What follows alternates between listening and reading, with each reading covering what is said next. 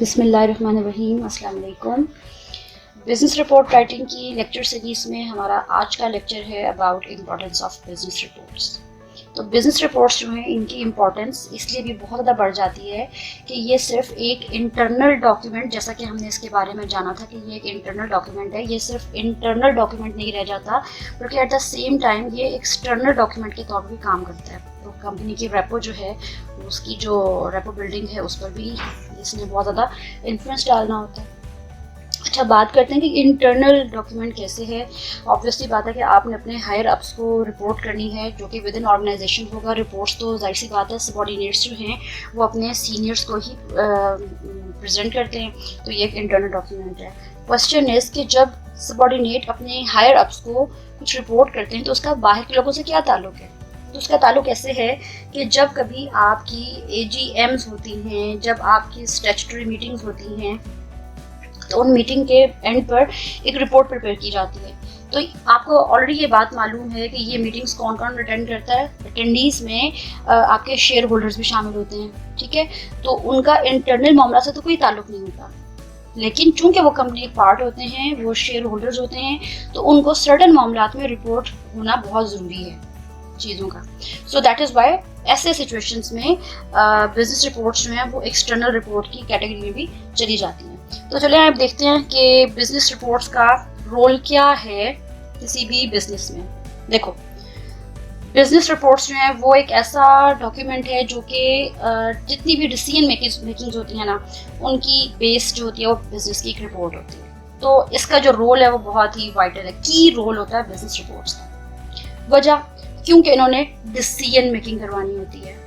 इस बारे में डिसीजन, जाहिर सी बात है, बेटरमेंट के लिए कुछ चेंजेस करनी होती हैं, तो कुछ बाज़ औक़ात कुछ प्रपोजल्स जा रहे होते हैं, बाज़ औक़ात कुछ इन्वेस्टिगेशंस हो रही होती हैं, कुछ सर्वेज हुए होते हैं जिन पर आपने उनको एक रिपोर्ट कंपाइल करके ओरल या रिटन प्रेजेंट करनी होती है। तो आप अगर बिजनेस में रहते हुए एक स्ट्रॉन्ग बिजनेस रिपोर्ट प्रेजेंट करना चाहते हैं तो बेहतर ये है कि आप खुद उसमें स्किल्ड हो जाएं, सो दैट आपकी राइटिंग स्किल्स, एनालिटिकल स्किल्स और बहुत सी जिन स्किल्स के बारे में भी हम आगे बात करेंगे वो इम्प्रूव हो और आपका एक बेहतर जो कॉर्पोरेट इम्प्रेशन है वो दूसरों तक जाएगा। अच्छा, फिर आ गया जी इम्पोर्टेंस जो है बिजनेस रिपोर्ट की, वो क्या है। एक और इम्पोर्टेंस, डिसीजन मेकिंग टूल है ये।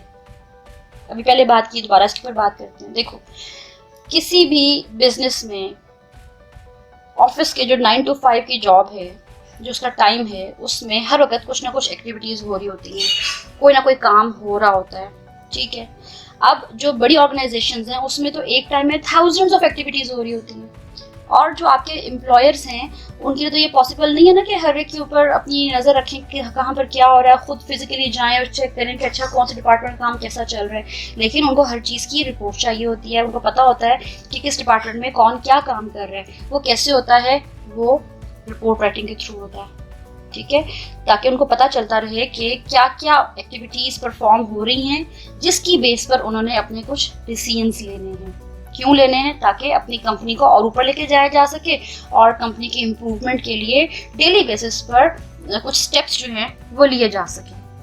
अच्छा, फिर इसके साथ साथ एक और जो इसकी इम्पोर्टेंस है वो ये है कि ये टूल ऑफ इन्वेस्टिगेशन भी है। देखो, अगर कंपनी में कोई प्रॉब्लम हो गई है, ठीक है, तो उसका सोल्यूशन भी चाहिए। एक पहली बात तो ये कि उसको इन्वेस्टिगेट करना है, दूसरी बात है कि उसका कोई सोल्यूशन निकालना है। तो ये कैसे होगा? ये भी होगा थ्रू रिपोर्ट। आपको कहा गया, आपके बॉस ने कहा कि जाइए ज़रा इस मामले को इन्वेस्टिगेट कीजिए, ठीक है। तो आप क्या करेंगे? आप जाएंगे, इस मामले को इन्वेस्टिगेट करेंगे, चेक करेंगे कि चीज़ें कैसे चल रही हैं, काम कैसे हो रहा है, जिसकी बेस पर आप फैक्ट्स एंड ओपिनियंस में से ओपिनियन को साइड पर रखेंगे, फैक्ट को सिलेक्ट करेंगे और अपनी एक रिपोर्ट कंपाइल करेंगे जो कि हेल्प करेगी।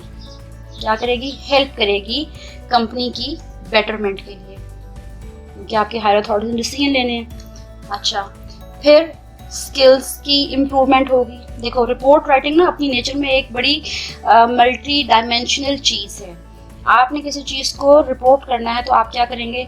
आप पहले उसको सर्वे करेंगे, ऑब्जर्वेशंस लेंगे, बाहर निकलेंगे, लोगों से मिलेंगे, कम्युनिकेट करेंगे, ओपिनियंस को और फैक्ट्स को चेक करेंगे, ओपिनियंस एक साइड पर रख के फैक्ट्स को सामने लेकर आएंगे, फिगर्स को कलेक्ट करेंगे, डाटा कंपाइल करेंगे। तो इस सारी चीज़ में आपकी स्किल्स की इंप्रूवमेंट हो रही है। किसकी स्किल की? कम्युनिकेशन स्किल की आपकी इंप्रूवमेंट हो रही है, आपकी जजमेंट की स्किल इंप्रूव हो रही है, आपको ओपिनियंस को एक साइड पर रखना आ रहा है, आपको फैक्ट को सिलेक्ट करना आ रहा है, ठीक है, आपकी ऑब्जर्वेशन की, एनालिटिकल स्किल्स, ये सब चीज़ें बहुत ज़्यादा इम्प्रूव होती हैं, ठीक है। तो पर्सनालिटी डेवलपमेंट जिसको कहते हैं ना, आपकी रिपोर्ट राइटिंग आपको उसमें भी हेल्प करती है। अच्छा जी, फिर last but not the least, आपकी रिपोर्ट राइटिंग आपको मैनेजमेंट में हेल्प देती है। कैसे? अब मैनेजमेंट ने कंट्रोल तो रखना है ना, और प्रॉपर कंट्रोल रखना है, ठीक है। अब क्या होता है, कुछ रिपोर्ट्स होती हैं जो कि डेली बेसिस पर होती हैं, डेली रिपोर्ट्स होती हैं, रूटीन रिपोर्ट्स इनको कहा जाता है, ठीक है। आगे जाके आप इनके बारे में भी पढ़ेंगे। रूटीन रिपोर्ट्स में डेली रिपोर्ट्स होती हैं, कुछ आपके पास वीकली रिपोर्ट्स होती हैं, फिर मंथली रिपोर्ट्स होती हैं, ठीक है, फिर पर एनम होती हैं, एनुअल रिपोर्ट्स होती हैं। तो क्या होता है जी, एक्टिविटीज़ जो भी कंपनी में कुछ अच्छे चेंजेस लाई जा रही होती हैं, ठीक है। अब with the help of getting the report about the activities of the company, अब क्या होगा, कंपनी में अच्छी चेंजेस लाई जा सकेंगी, ठीक है। प्रॉब्लम्स को कंट्रोल किया जा सकेगा, उनको रिजॉल्व किया जा सकेगा। आपके जो एम्प्लॉयज़ हैं उनके दरमियान अगर कुछ गैप्स आ गए हैं, कुछ क्लैशेस हैं, तो ये भी उनको रिजॉल्व करेगा, उनको कंट्रोल करने के लिए, मोटिवेट करने के लिए, आपकी कंपनी में कोऑर्डिनेशन को इम्प्रूव करने के लिए, ये सब चीज़ों में देखो ये मैनेजमेंट के मामला आती हैं ना, कि आपने इंटरनली हर तरह के मैटर्स को चेक करना है, चाहे वो प्रोडक्शन के हैं, चाहे वो परफॉर्मेंस के हैं, चाहे वो आपके एम्प्लॉयर्स की सेटिस्फेक्शन के मामले आते हैं। तो इन सब चीज़ों को कंट्रोल करने के लिए, बेटर करने के लिए आपको कौन हेल्प करता है? आपकी रिपोर्ट राइटिंग की स्किल्स जो हैं वो आपको हेल्प करती है। So that was all about the importance of report writing. If you have any further queries, please ask me in the comment section. जहाँ जहाँ आपको हेल्प की ज़रूरत हुई ज़रूर पूछिए। I will try my level best कि मैं आपको इन सब बातों का रिस्पॉन्स दूँ। Thank you for watching this video. अल्लाह हाफिज़।